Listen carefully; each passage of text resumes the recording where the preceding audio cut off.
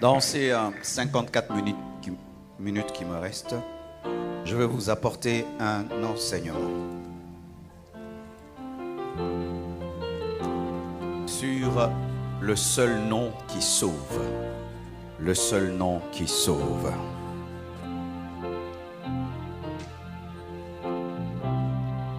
Le salut vient, ouais, là le son est bon, très bon. Le retour est bon, vraiment, ne bougez plus rien. Le salut vient du mot grec sozo, qui est un mot inclusif parlant à la fois de la vie éternelle, du pardon des péchés, de la guérison, de la délivrance, de la bénédiction, de la protection divine, de la grâce, de la faveur et de l'exaucement. Lorsque la Bible parle du salut, elle ne parle pas seulement du pardon des péchés. Elle ne parle pas seulement de la délivrance du péché. Elle parle aussi de la bénédiction, de la vie éternelle, de la transformation, parce que c'est un paquet. Alléluia. Et dans le paquet que Dieu te donne, comme l'a dit le pasteur Chris, il ne faut pas préférer une partie et rejeter une autre. C'est souvent l'erreur que les chrétiens commettent. Comme là, si j'aime la puissance, vous allez voir, je ne vais pas aimer l'enseignement. Mais non, tu peux à la fois enseigner la parole de Dieu profondément et calmement et opérer dans la puissance. Il ne faut pas préférer. Je préfère l'enseignement, mais j'aime pas les miracles. J'aime les miracles, j'aime pas l'enseignement. Non, Dieu peut tout te donner. Il peut te donner la sainteté et il peut te donner la richesse. La sainteté et la richesse ne sont pas contradictoires. D'ailleurs, sont complémentaires. Car l'homme le plus riche dans la Bible, Job, était un homme intègre. L'homme le plus intègre était l'homme le plus riche. L'homme le plus riche était l'homme le plus intègre. Quand Dieu te sauve, son salut touche ton esprit. Son salut touche ton âme. Son salut touche ton corps. Touche même ta société. Ne garde pas le salut que dans ton âme. Ne garde pas le salut que dans ton corps. Ne garde pas le salut que dans ton esprit. C'est un mot inclusif. Alors, quelle est la liaison spirituelle entre le salut et le nom? Parce qu'il faut qu'on explique cela. Comment un nom peut sauver? Alléluia. Comment un nom peut sauver? Oui, mes frères, il faut quand même méditer là-dessus. Un nom qui sauve. Un nom qui sauve. Comment un nom peut sauver? Comment un nom peut sauver?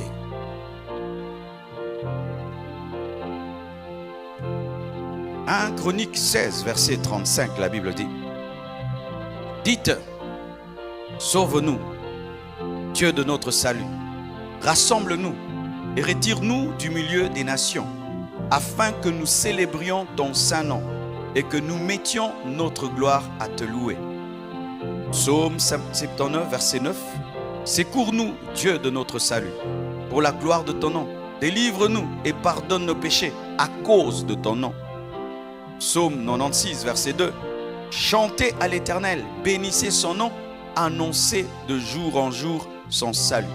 Lorsque vous lisez ces trois passages établissent une corrélation entre le salut et le nom et réclament que chaque fois que Dieu sauve, que son nom soit loué. Amen. Dieu veut que le salut soit lié à son nom et que le salut apporte la gloire sur son nom. Alléluia. Chaque fois que Dieu sauve, il veut que son nom soit glorifié, car il y a une corrélation entre celui qui te sauve et la gloire qui réjaillit sur lui. Et lorsque la gloire réjaillit sur quelqu'un, c'est son nom qui est élevé. Dans la guerre qui se passe là au Moyen-Orient, si les Américains interviennent et sauvent Israël de cette mauvaise passe, vous allez voir que les États-Unis vont réclamer quoi? La gloire, n'est-ce pas? Et Dieu, quand il te délivre, quand il te sauve, quand il te purifie, il réclame que son nom soit glorifié. Alléluia. C'est pourquoi on ne peut pas parler du nom de Dieu sans parler de célébration. On ne peut pas parler du nom de Dieu sans parler de salut. Le nom de Dieu sauve et le nom de Dieu réclame la gloire et l'honneur. Alléluia. Et avant de manifester clairement le nom de Jésus, La Bible nous donnait déjà des ombres, des préfigurations que Dieu avait le plan de sauver l'humanité au travers d'un nom. Dieu ne commence jamais brusquement. Il commence toujours par des ombres, des pédagogues, des précurseurs, des choses qui révèlent qu'il va faire une chose. C'est pourquoi déjà lorsque Adam et Ève ont enfanté Caïn et Abel et que Caïn a tué Abel, Dieu a révélé au travers du sacrifice de l'animal.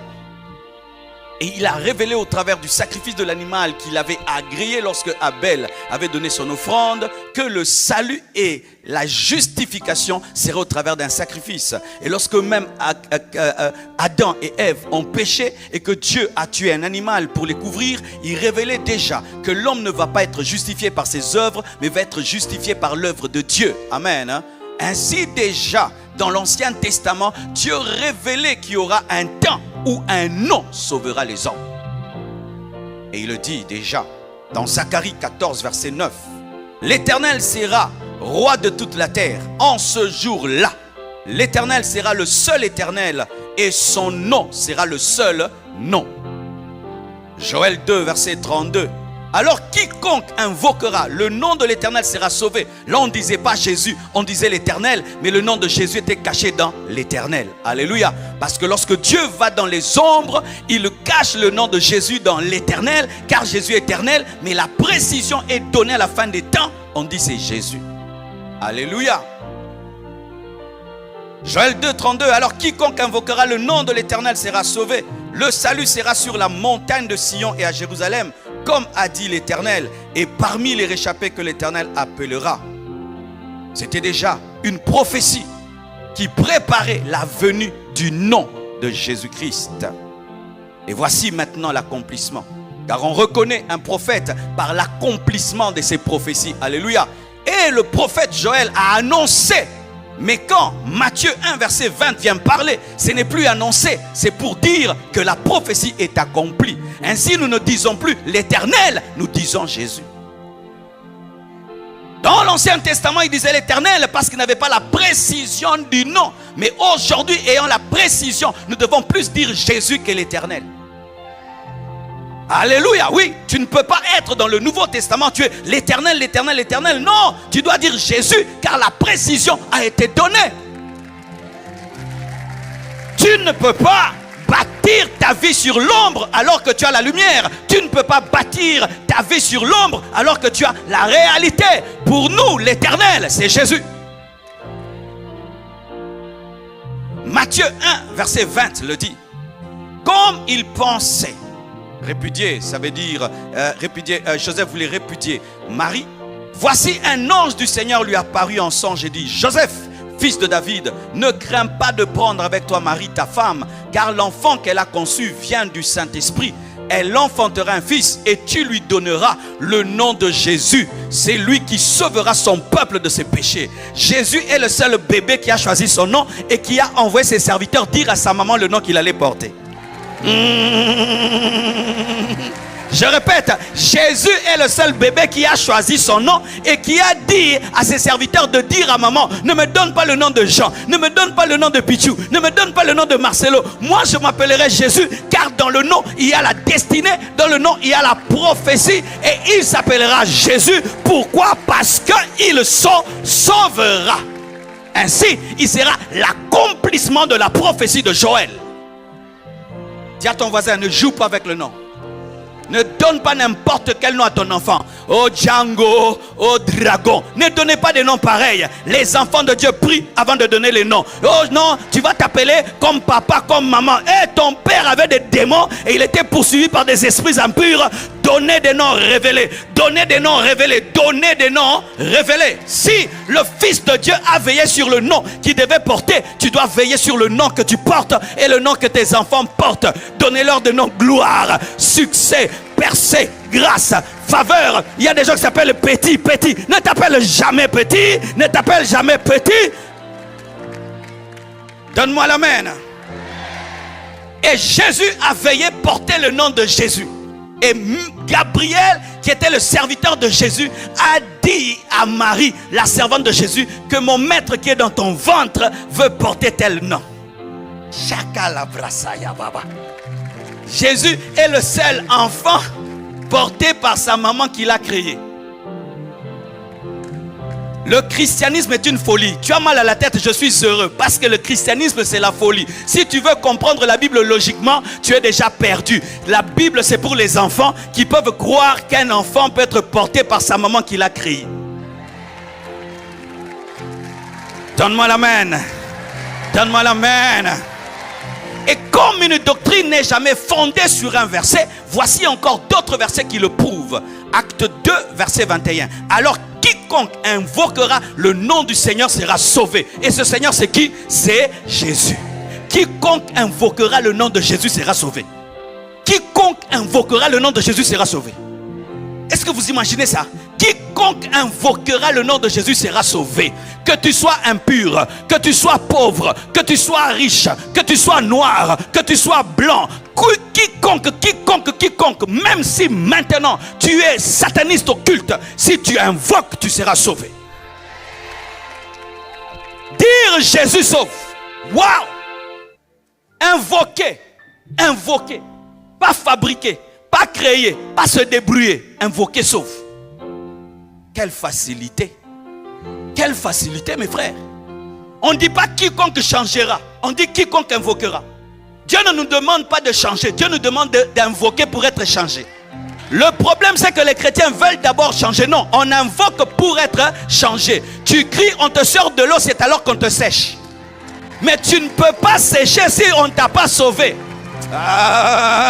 C'est pourquoi le message de la sanctification n'est pas le message pour les païens. On ne prêche pas aux païens d'abandonner le péché. On leur dit d'invoquer, c'est alors qu'ils auront la force d'abandonner le péché, car il est impossible que le léopard change de lui-même son pelage et le païen ne peut se changer lui-même, il doit invoquer. Lorsque tu es dans le mal, Dieu te demande d'invoquer. Dieu ne te dit pas de changer. Parce que tu ne peux pas changer. Même si tu changes, la nature va revenir au galop. Mais si tu invoques, c'est alors que la nature transformatrice de Dieu va entrer dans ta vie et tu auras la capacité de demeurer. Quiconque invoquera sera sauvé. Mais comme le salut est un cadeau avec plusieurs choses, le salut vient avec la nature, avec le caractère, la sainteté, la pureté, l'humilité, la crainte de Dieu. Ton problème, c'est que tu es un païen, mais tu veux vivre comme les chrétiens. Les païens ne cherchent pas à vivre comme chrétiens. Ils invoquent, ils sont sauvés et ils sont changés. J'aime ce que j'enseigne, même si tu n'aimes pas. Moi, j'aime ce que je prêche. Donne-moi un amen. C'est la religion qui dit aux gens de changer pour être sauvés. Mais le christianisme dit aux hommes de croire pour être changés. C'est pourquoi tu es fatigué de tous tes efforts de changement, non? J'arrête. Demain, tu fais. J'arrête. Demain, tu fais. Vrai ou faux? Moi, quand j'étais païen, je prenais des décisions de changer. J'arrête avec les copines. J'arrête. Elle passe là, je regarde là-bas. Elle passe, je regarde. Elle passe. Un mois après, elle passe comme ça, je la suis. Pourquoi? Je voulais être un poisson, mais je n'avais pas les branches. Je voulais être un oiseau, mais je n'avais pas des ailes. Je voulais être chrétien, mais je n'avais pas la nouvelle nature. Car la Bible dit que si quelqu'un t'a créé, c'est une nouvelle création. Et quand est-ce que tu es recréé? Tu es recréé quand tu crois. Quand tu invoques, tu es recréé. Et quand tu es recréé, tu as la capacité de vivre comme un homme nouveau. Donne-moi l'amen. La vie chrétienne est facile lorsqu'on a invoqué. La vie chrétienne est facile quand on a invoqué.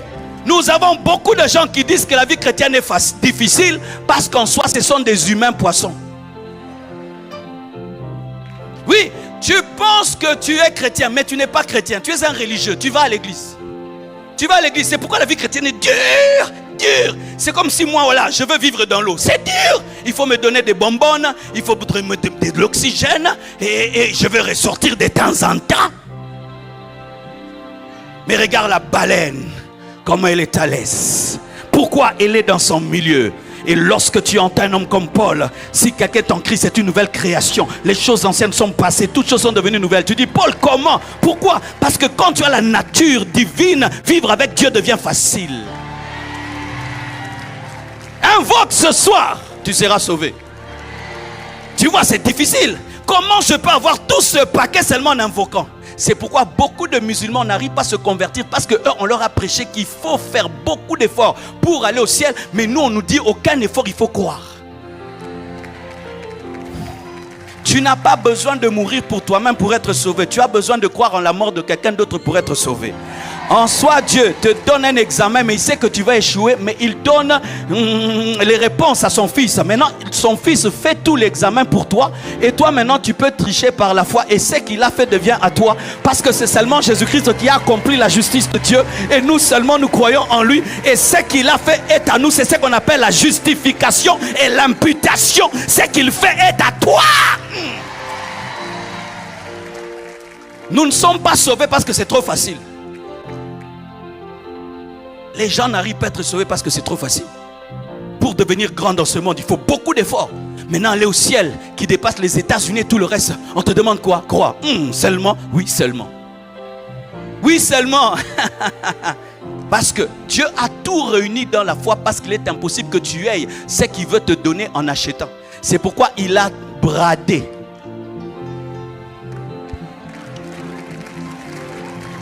Aucun homme ne peut acheter le salut, parce que pour acheter le salut, il faut un sang divin.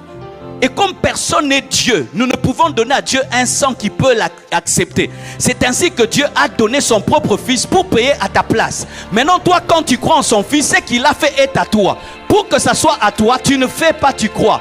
Mais pourquoi nous faisons? Nous faisons parce que nous avons cru, car la foi sans les œuvres est une foi morte. Mais ce n'est pas le but, c'est une conséquence.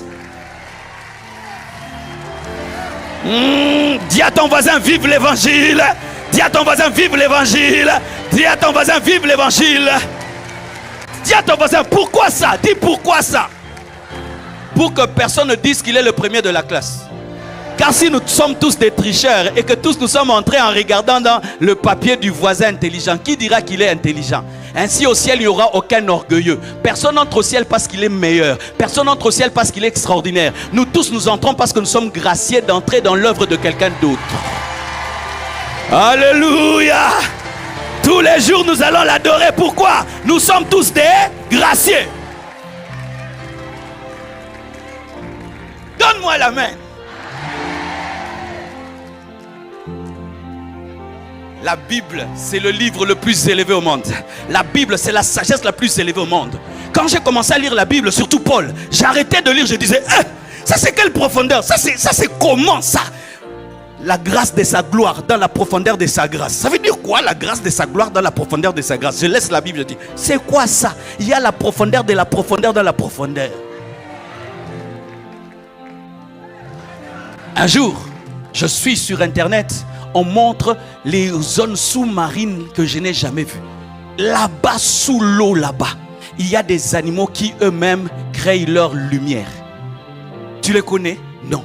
Ce n'est pas parce que tu ne les connais pas qu'ils n'existent pas. Et ce n'est pas parce que la grâce te dépasse qu'elle n'existe pas. Tu dois seulement croire et tu entreras. Le Saint-Esprit viendra en toi. Ton nom sera écrit dans le livre de vie. Tu marcheras sur les scorpions, sur les serpents. Au nom de Jésus-Christ de Nazareth. Quiconque invoque, Kera. Quiconque invoque, Kera. Quiconque invoque, Kera. C'est pourquoi vous remarquez que parmi les gens qui ont cru en Jésus-Christ en premier, il y avait beaucoup d'analphabètes. Pourquoi? Les gens très intelligents ont du mal à entrer dans l'évangile, parce que l'évangile choque l'intelligence. Il est mort, tu n'étais pas là. Et on dit que son sang a coulé pour toi et te lave. Un sang qui a séché, comment est-ce qu'il peut me laver? Je n'étais pas là. 2, le sang a séché. Mais vous dites qu'il coule. Comment arrive à ça? La foi d'un enfant. C'est un sang qui parle plus que le sang d'Abel, et qui parle devant Dieu, et qui dit quoi? Pardonne-leur, pardonne-leur, pardonne-leur, pardonne-leur, pardonne-leur. Et l'œuvre de Jésus-Christ traversera jusque dans l'éternité, parce que si ça s'arrête, au ciel, on nous chassera. Waouh! Waouh! Dis waouh! Waouh! Le nom qui sauve du péché.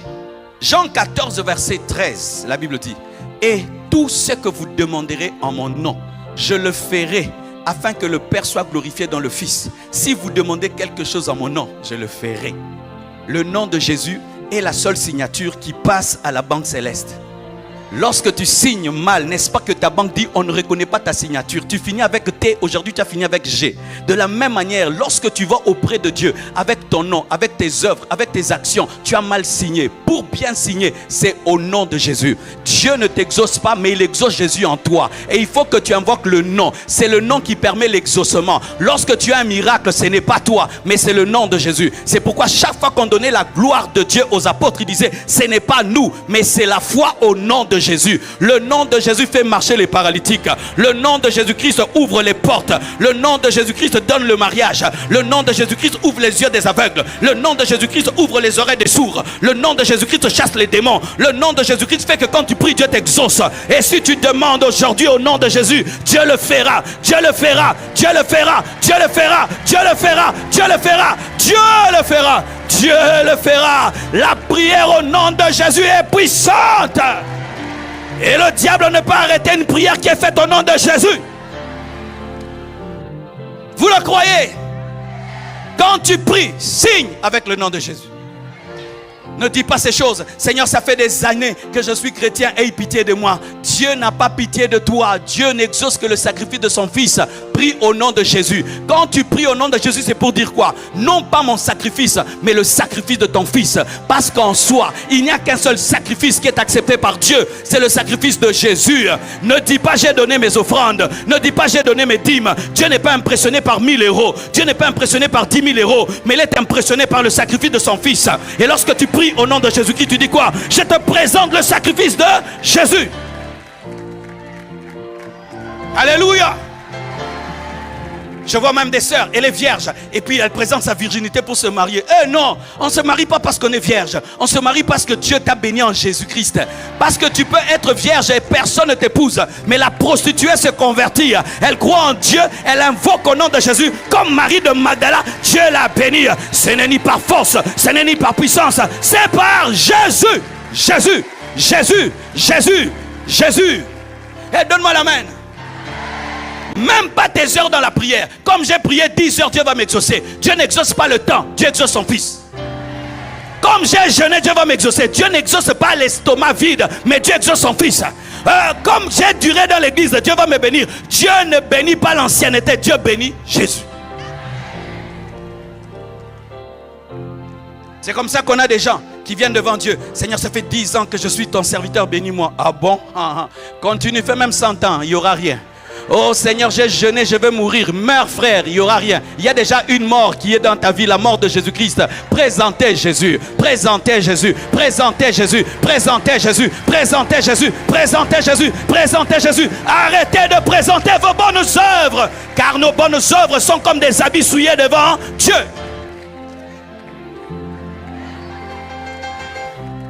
Lorsque j'étais au début du ministère, on nous disait que pour que Dieu t'utilise, tu dois jeûner, tu dois prier beaucoup. Et c'était ça, et c'était ça. C'est bien, je prie beaucoup, je jeûne aussi beaucoup. Mais il arrive des fois, tu n'as pas moyen de jeûner, tu n'as pas moyen de beaucoup prier. Comme aujourd'hui, j'ai pris mon avion depuis hier à 22h, et puis j'ai atterri à Bruxelles, et puis je suis venu là, et puis quelques temps, et puis je viens. Maintenant, je n'ai pas fait mes 10 heures de prière, et je devais dormir mes frères. J'ai dormi, j'ai ronflé même avant de prêcher. Ah, tu es choqué. Jésus dormait dans la barque, mais quand il s'est levé, il a calmé la tempête. Donne-moi un amen. Je peux sortir du sommeil, mais je calme la tempête. Je peux sortir du sommeil, mais je chasse les démons. Je peux manger et je guéris les malades. Je peux manger et je guéris les malades. Pourquoi? C'est le nom de Jésus. C'est le nom de Jésus. C'est le nom de Jésus. Même si je prie, même si je jeûne, je ne crois pas mes prières. Je ne crois pas mes jeûnes. Je crois au nom de Jésus. Jésus. Jésus. Jésus.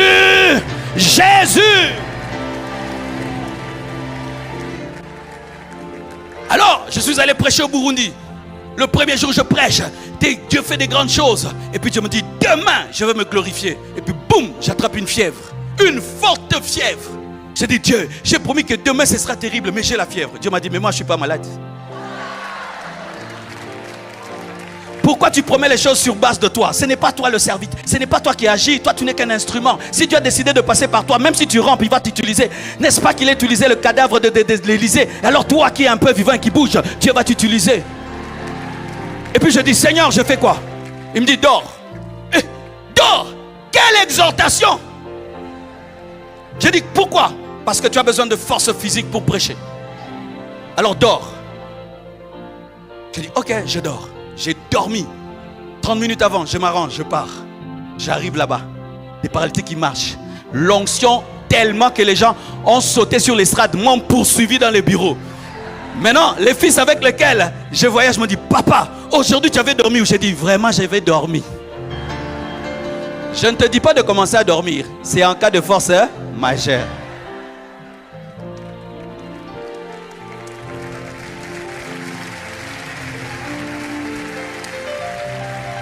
J'aimerais que tu deviennes amoureux de Jésus, passionné de Jésus, amoureux de Jésus. Même si tu n'as pas l'argent, s'il est dans ta vie, tu es heureux. Même si tu n'as pas de voiture, si tu as Jésus, tu es heureux. Même si tu n'es pas marié, si tu as Jésus, tu es heureux. Même si tu n'es pas connu, si tu as Jésus, Jésus doit être notre trésor. Jésus doit être notre trésor. Jésus doit être notre trésor. Alléluia. Pourquoi maintenant le nom de Jésus est élevé au-dessus de tout autre nom? Pourquoi? Pourquoi le nom de Jésus est élevé au-dessus du nom de Marcelo? Pourquoi le nom de Jésus est élevé au-dessus du nom de Paul, de Pierre? Pourquoi le nom de Jésus est élevé au-dessus de Josué? Parce que Josué c'est Jésus. Josué c'est Yoshua, c'est Jésus. Précisons, vous devez savoir. Quand vous dites Jésus, c'est un peu confus. Parce qu'il y a beaucoup de Jésus dans la Bible et beaucoup de Jésus en Israël. Jésus, c'est un nom commun en Israël. C'est pourquoi il y a la précision Jésus-Christ de Nazareth. Alléluia. C'est Jésus-Christ de Nazareth qui est ton sauveur. Mais quand tu dis Jésus, c'est sûr que tu penses à Jésus-Christ de Nazareth. Mais si tu vas enseigner quelqu'un, tu dois préciser qu'il y a eu plusieurs Jésus, mais il y a un Jésus qui est élevé au-dessus de d'autres Jésus. C'est Jésus-Christ de Nazareth qui est né d'une vierge, mort et ressuscité le 3e jour. C'est ça la doctrine. Car même dans l'occultisme, il y a un Jésus. Dans la Rose-Croix, il y a un Jésus. Ce n'est pas si on te parle de Jésus que c'est toujours Jésus. Il faut dire quel Jésus. Pourquoi maintenant le nom de Jésus-Christ de Nazareth est le nom le plus élevé? Parce que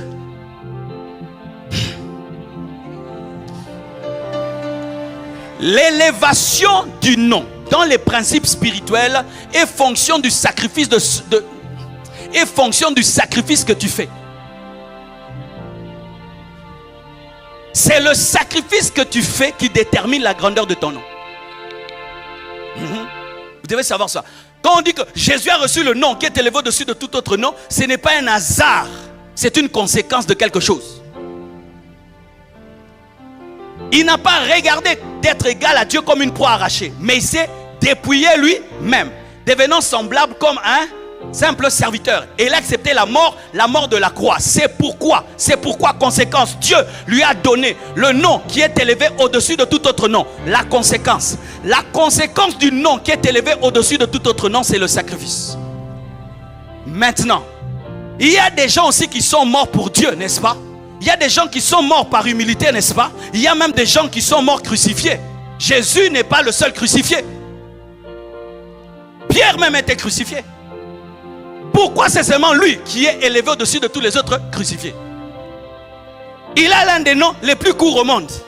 Il n'a pas eu le nom comme notre Mobutu Sese Seko Kukukwenu Wazabanga. Lui c'est Jésus. Mais comment est-ce que son nom est le nom le plus élevé? Voici. Parce que son sacrifice est le plus grand sacrifice depuis que le monde existait. Son humilité est l'humilité la plus profonde depuis que le monde existait. Pourquoi? Nous les hommes, quand nous nous humilions, nous sommes des terrestres qui nous humilions sur terre. Nous ne venons pas de loin pour descendre. Si un ange descend, on dira il vient du ciel et il est descendu, c'est déjà grave. Mais Jésus est plus qu'un ange. Il est le créateur des anges. Il est Dieu avec des majuscules. omniscient, omniprésent et omnipotent, mais il s'est humilié. Il est entré dans le ventre de Marie. Il a fait 9 mois comme toi. Quand Marie va à Nazareth, il va à Nazareth. Quand Marie va à Galilée, il va à Galilée, alors qu'il est le créateur et de Marie, de la Galilée et de Nazareth. Quand Marie mange le poisson, il mange les poissons, lui le créateur du poisson et de la viande. Pas seulement ça. Pendant 30 ans, il accepte l'anonymat, lui le créateur du soleil. Il ne dit pas aux gens, regardez, c'est moi qui ai créé. 30 ans, on ne sait même pas que c'est lui le créateur. Et quelle mort! Il meurt à la croix en portant les péchés de toute l'humanité. Et quand il meurt, il va visiter les Sheol, la mauvaise partie du séjour de mort. Lui qui est la vie, visite la mort. Quand nous des mortels nous mourons, c'est normal. Mais un divin qui meurt, c'est anormal. Pourquoi le nom de Jésus est élevé au-dessus de tout autre nom? Parce qu'aucun homme sur la terre n'a fait et ne fera un tel sacrifice. Est-ce que Michael peut faire un tel sacrifice? Il n'est pas Dieu. C'est un sacrifice d'un ange. Est-ce que Moïse peut faire un tel sacrifice? C'est un homme avec des défauts. Mais Jésus, le parfait, est devenu péché. Jésus, Dieu, est devenu un homme. Jésus vit et mort. Dieu grand est descendu. C'est pourquoi, ayant fait le plus grand de tous les sacrifices, il doit être un champion du monde éternel en matière de nom. Et le monde, c'est un monde de noms. Ta chaise s'appelle chaise, non. Non. Micro, non. Baffle, non. Tout a un nom. Dans le monde des noms, il y a un nom. C'est pourquoi le nom de Dieu peut te donner, de Jésus peut te donner une chaise. Parce que la chaise est soumise au nom. C'est pourquoi le nom de Jésus peut te donner un enfant. Parce que l'enfant est soumis au nom.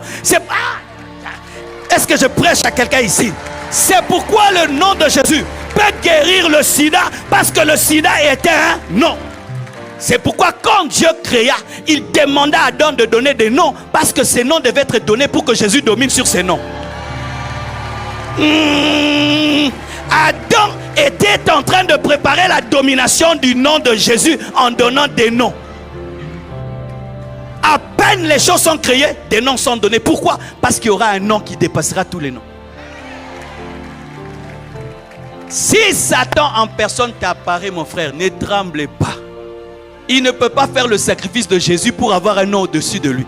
C'est pourquoi, dans toute l'histoire de Satan vérifiée, il y a une malédiction dans sa vie. Il ne peut pas mourir.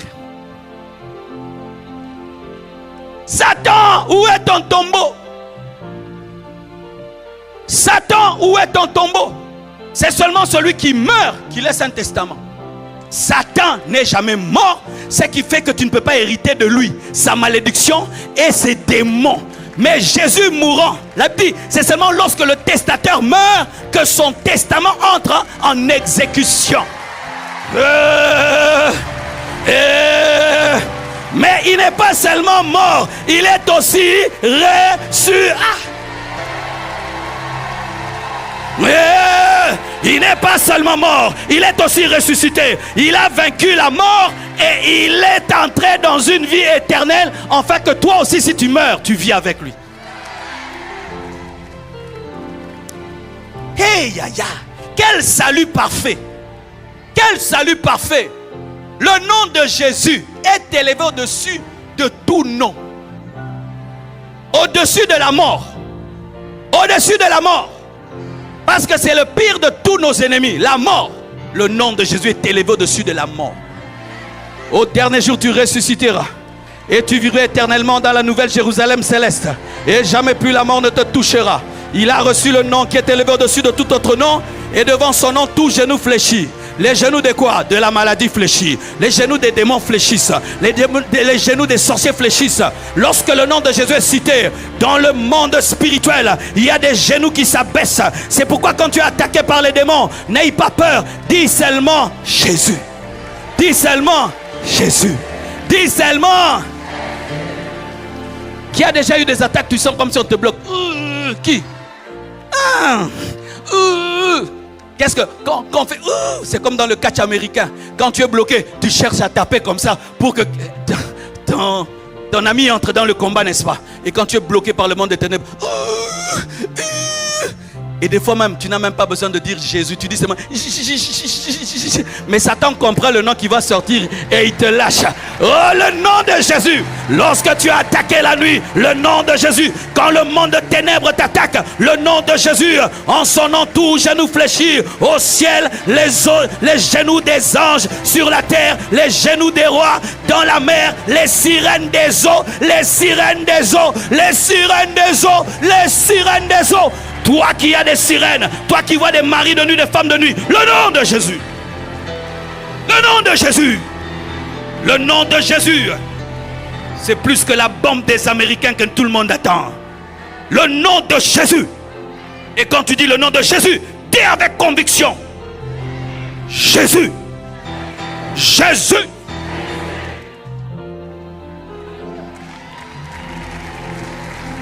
Alléluia. Alléluia. Alléluia. Comment maintenant profiter de ce nom? Comment profiter de ce nom? 3 choses. La révélation, la foi et la repentance. La révélation, la foi et la repentance. C'est pourquoi je prêche, pour que tu aies la révélation et que tu aies la foi et que tu te repentes. Pourquoi la révélation? Parce qu'il faut que tes yeux s'ouvrent pour que tu découvres que ton salut est dans un nom. Parce que tu as toujours cru que ton salut était dans tes efforts. Mais aujourd'hui, tu découvres que le salut est dans un nom. Il faut que Dieu te donne l'intelligence spirituelle. C'est pourquoi les prédicateurs, nous prions avant de prêcher, pour que quand nous prêchons, qu'il y ait aussi l'esprit d'illumination et de révélation, et que Dieu t'explique même ce que je n'ai pas expliqué. La révélation. Et puis, quand tu reçois la révélation, tu dois croire en la révélation. Quand on te jette un bouet, une bouée ou un bouet, une bouée. Je suis à Paris, il ne faut pas commettre des fautes de français. Une bouée, n'est-ce pas? Quand on te jette une bouée, tu dois croire en la bouée, n'est-ce pas? La bouée est toute petite, n'est-ce pas? Et toi tu pèses.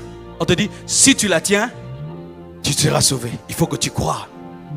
Et tu dois croire que quand tu crois au nom de Jésus, tes péchés sont pardonnés. Quand tu crois au nom de Jésus, tu iras au ciel. Quand tu crois en Jésus-Christ, même si tu meurs où, au dernier jour, tu seras ressuscité. La foi. Quand tu es face à un problème, tu crois que quand je veux dire Jésus, il y aura un résultat. La foi et la repentance. Pourquoi la repentance? Parce que nous commettons des choses qui ont tué Jésus. C'est à cause de nos péchés qu'il est mort. Et par gratitude au nom qu'il m'a donné et au salut gratuit qu'il m'a donné, je vis dans la sainteté par gratitude. Pas pour mériter, mais pour dire merci. Ne combine pas le nom de Jésus avec le péché. Car dans la prière que Jésus-Christ nous a donnée, il a dit quoi? Dites, notre Père qui es aux cieux, que ton nom soit sanctifié, que ton nom soit séparé du mal et du péché. Ne mélange pas le nom de Jésus avec le péché. Ne mélange pas le nom de Jésus avec l'escroquerie. Ne mélange pas le nom de Jésus avec le mensonge, avec les faux miracles. Ne mélange pas le nom de Jésus avec une vie de péché, parce que son nom est saint. Et pour terminer, et je vais parler là de manière prophétique. Lorsque un tel nom peut sauver, qu'est-ce qu'on fait? On fait qu'il soit connu. N'est-ce pas? Quand j'ai découvert pour la première fois Bobby Brown, j'ai fait que tous mes amis connaissent Bobby Brown. Quand tu découvres quelqu'un sur YouTube, tu donnes son nom pour qu'on aille le googler, n'est-ce pas? Et quand tu découvres Jésus, il suffit seulement de croire en lui, de l'invoquer pour être sauvé. Tu dois aller le dire partout. C'est pourquoi nous évangélisons. Comment invoqueront-ils s'ils n'entendent pas? Et comment entendront-ils s'il n'y a personne qui prêche? Allez dire à toute la France que le nom de Jésus-Christ est le seul nom qui sauve. Allez dire à toute la France, fall again, que le nom de Jésus est le seul nom qui sauve. Dernièrement, je cause avec Chris Campion. Il me dit, pasteur, qu'est-ce que tu dis? Que l'année prochaine, nous puissions aller à Perpignan, c'est ça? Pour faire un seul nom. J'ai dit, on y va. Parce que De plus en plus, les gens viennent de la France me voir à Kinshasa, ils me disent, vous n'allez qu'à Paris, vous n'allez qu'à Paris. Pourquoi vous ne venez jamais chez nous? Je dis oui, pourquoi on ne va jamais chez eux? C'est parce que leurs villes ne sont pas connues. Nous nous concentrons ici, et ici, et ici, pendant que les autres sont en train de mourir. Et si nous n'allons pas, nous serons persécutés à Paris. Homme de Dieu, écoutez-moi. Il est bon de commencer l'église à Jérusalem, mais Dieu a parlé des extrémités de la terre. Lorsque vous restez à Jérusalem, Dieu va susciter Hérode, il va susciter Paul, et il va faire que même Étienne puisse mourir, afin que vous puissiez comprendre que vous devez aller en Samarie. Paris a beaucoup reçu, trop reçu. Il faut aller. Il y a des démons qui, depuis qu'ils sont sur la terre, ils n'ont jamais rencontré le feu du Saint-Esprit. Les démons parisiens sont habitués au feu. On les brûle chaque dimanche. Mais il y a des démons, ils n'ont jamais rencontré le feu. C'est là-bas que Dieu va faire des grandes choses, des prodiges et des miracles. Il est temps qu'on aille. Il est temps qu'on aille là-bas. C'est pourquoi aujourd'hui je vais prier, après les services que j'ai faits, je vais prier pour des gens qui ont le fardeau de faire connaître ce nom. Qui ont le fardeau de faire connaître ce nom. Mes frères, nous allons vers le temps de la fin.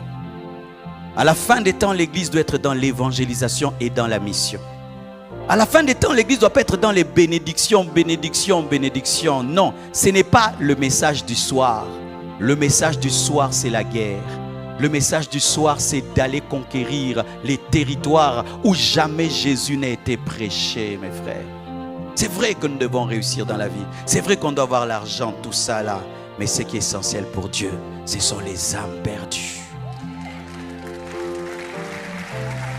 Les âmes perdues. Nous devons retrouver la passion, le plaisir de voir quelqu'un donner sa vie à Jésus. Et tu es heureux comme si tu as enfanté un enfant. Où est parti ce bonheur-là? Tu as amené un ami à l'église, il rentre converti. Tu es heureux. C'est ce qui a fait que l'évangile n'est pas resté dans la chambre haute, mais il est allé jusqu'en Afrique. Quand j'entends des jeunes gens comme Osborne, 18 ans, il prend l'appel d'évangéliser l'Afrique. Renard Bonquet, il va en Afrique. Et nous, vous allez entendre et entendre et entendre encore. Tu sais ce que tu viens d'entendre en 1 heure. Il y a quelqu'un qui a besoin de cela. Il a souffert pendant 20 ans, 40 ans, 50 ans. Il a besoin de savoir qu'il y a un nom qui peut le sauver. Il a besoin seulement d'invoquer le nom de Jésus avec foi et toute sa vie change. Vous n'avez pas besoin d'être pasteur. Vous n'avez pas besoin d'être apôtre.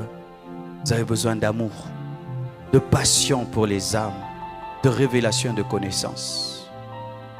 Et aujourd'hui, je prie que Dieu oigne quelqu'un qui a le fardeau des âmes perdues. Aujourd'hui, maintenant, asseyez-vous, levez seulement vos mains.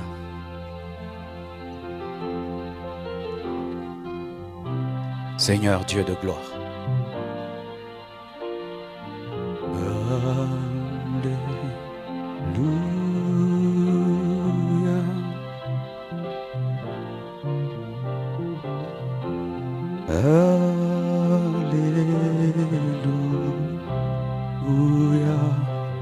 Seigneur, vois ces mains, vois ces hommes. Je prie, Père, que tu suscites des appels.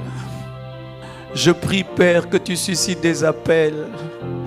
Tellement d'hommes qui meurent loin de toi. Tellement d'hommes qui partent sans toi. Alors que nous avons la connaissance, alors que nous avons la révélation. Alors, Seigneur Dieu de gloire, que tu nous as tout donné. Nous écoutons et nous écoutons encore. Mais nous ne portons plus de fruits. Je demande le réveil de l'évangélisation. Je demande le réveil de l'évangélisation. Je demande, Père, toi qui as suscité Bonquet, Osborne, toi qui as appelé ces hommes avec des appels authentiques, appelle ce soir. Tu as dit que la moisson est grande, mais il y a peu d'ouvriers. Priez le maître de la moisson. Seigneur, Je te prie, maître de la moisson, maître de la moisson, maître de la moisson, maître de la moisson, suscite des hommes et des femmes ici.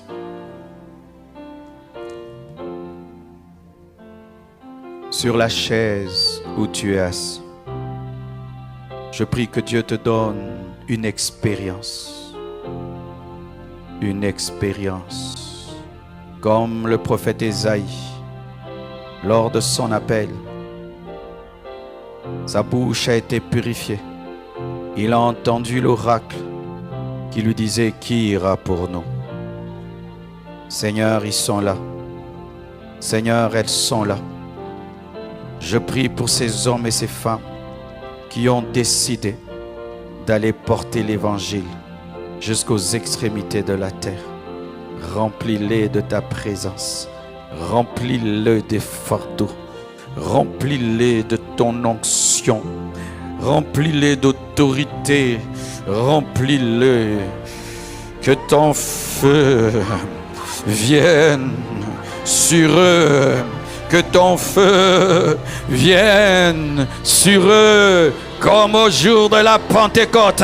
Rekemayakeya zikatakama reketebezia intakarebobo shanta kariaba intalaba shanda indelebo shaya. Reçois le manteau. Gagneur d'âme, reçois le manteau. Gagneur d'âme, reçois le manteau. Lorsque Paul a été appelé, il est appelé comme étant un instrument qui devait porter le nom. Porter le nom. L'appel de Paul, c'est un instrument qui porte le nom. Que ce même appel vienne dans ta vie, devient un instrument, un panneau publicitaire du nom de Jésus. Là où tu es, sois visité. Là où tu es, sois convaincu. Là où tu es, sois confirmé. Gagneur d'âme, recevez le fardeau. Gagneur d'âme, recevez la passion. Gagneur d'âme, recevez le fardeau. In Jesus' name.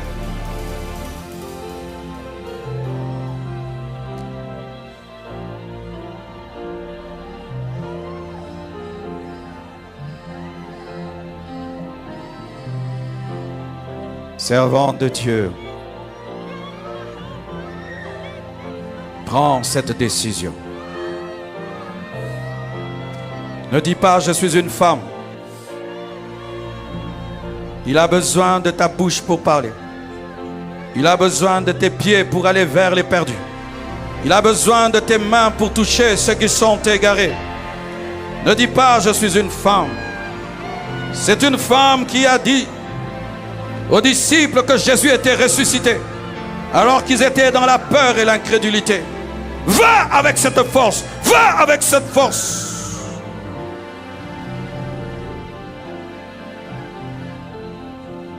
L'improsia mantelebro. Va avec cette force. Annoncer en Martinique l'évangile de Jésus-Christ. Va parler, va annoncer, va proclamer, va dire, va proclamer, va présenter. Power in your life. Power in your life.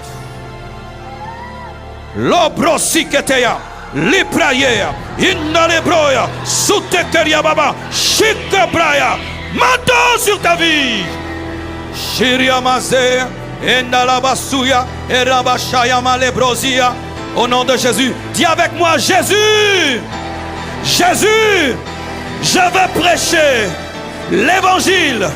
Dites avec moi, Jésus, Jésus, je veux prêcher l'évangile. Rends-moi capable, rends-moi capable, rends-moi capable. Amenez-la.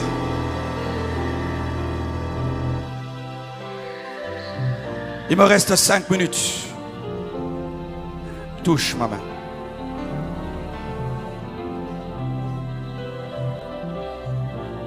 Présence. Présence. Présence. Présence. Bouleverse cette vie pour toi.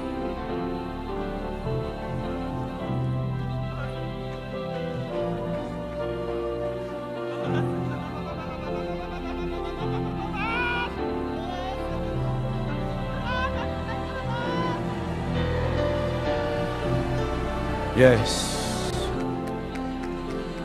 Qui te donne le nom d'une nation, qu'il te donne le nom d'un peuple, qu'il te donne le nom d'un village, qu'il te donne le nom d'une personne, qu'il te donne le nom d'une famille.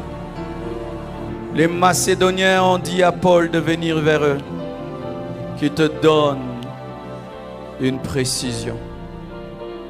Les Chinois ont besoin d'entendre l'évangile. L'Arabie Saoudite a besoin d'entendre l'évangile. Nous tournons au même endroit.